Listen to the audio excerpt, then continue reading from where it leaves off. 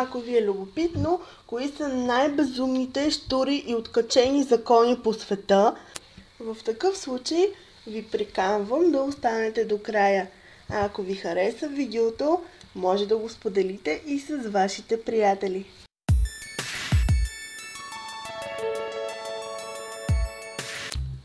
В Лос-Анджелис има строг закон, забраняващ търговията на кисели краставички, а причината е, че могат да оскърбят човек с вида или миризмата си.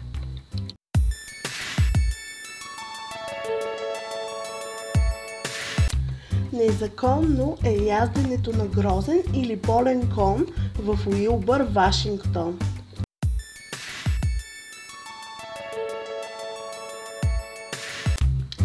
В Мохава Каунт, Аризона, ако някой открадне сапун, той е длъжен да го споделя с другите хора, чак докато сапуна не свърши.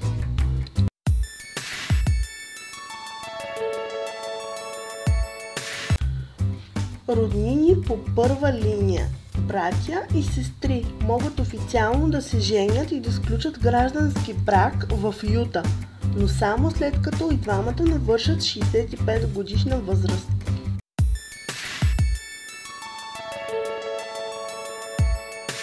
В Северна Дакота никой не може да бъде арестуван на 4 юли.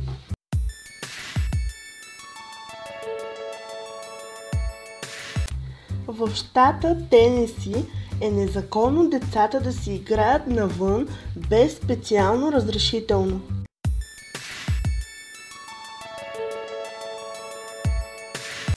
Стар закон от Колорадо гласи, че хората трябва да ядат каша по рецепта от лекар, като трябва да го правят преди да си вземат душ.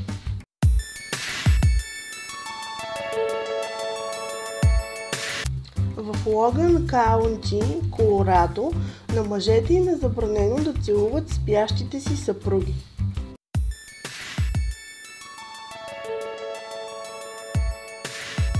В град в Мисисипи мъжът преди сватбата е длъжен да отиде на лов и да застреля минимум 6 свраки или 3 гарвана.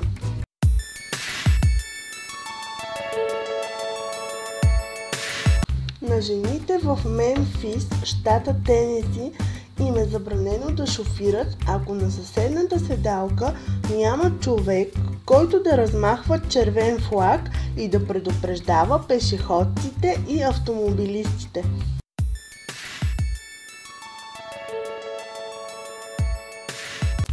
В Келиспел децата са длъжни да предоставят бележка от лекар, ако искат да си купят бомбон.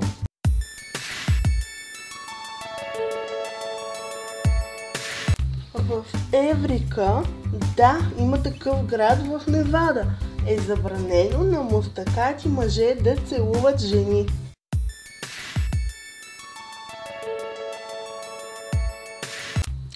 В Сейнт Луис, Мисури, на пожарникарите им е забранено да спасяват жени по нощници.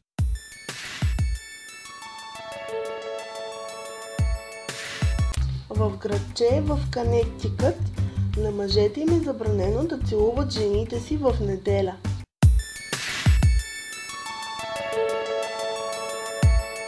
Ако си купите сладолед в неделя в Охайо, органите на реда могат спокойно да ви арестуват, тъй като постъпката ви ще се счита както прекалено разкошна, така и прекалено лекомислена, според местното законодателство. Продавачите пък, за да надхитрят закона, в този ден пълнят сладоледа с плодове. По този начин сладоледът вече е дори полезен и яденето му се тълкува престъпно.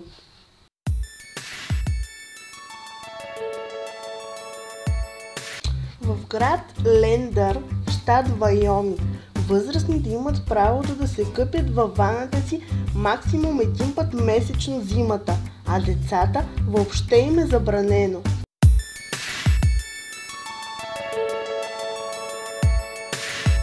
По законите на Флорида пък, всеки, който се къпе във вана, трябва да бъде облечен.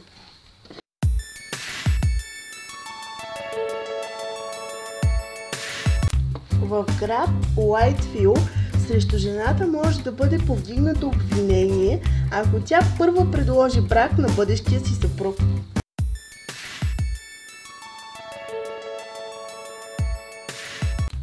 В Кентъки се счита за престъпление да се ожени за 4-ти път.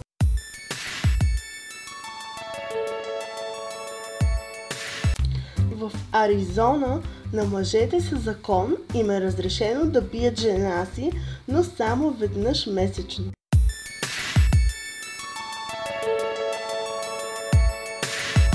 През 1648 година в Масачузетс е бил приет наистина брутален закон, с който се е разрешавало умъртвяването на глупавите или нагли деца. Много бързо законът е бил отменен.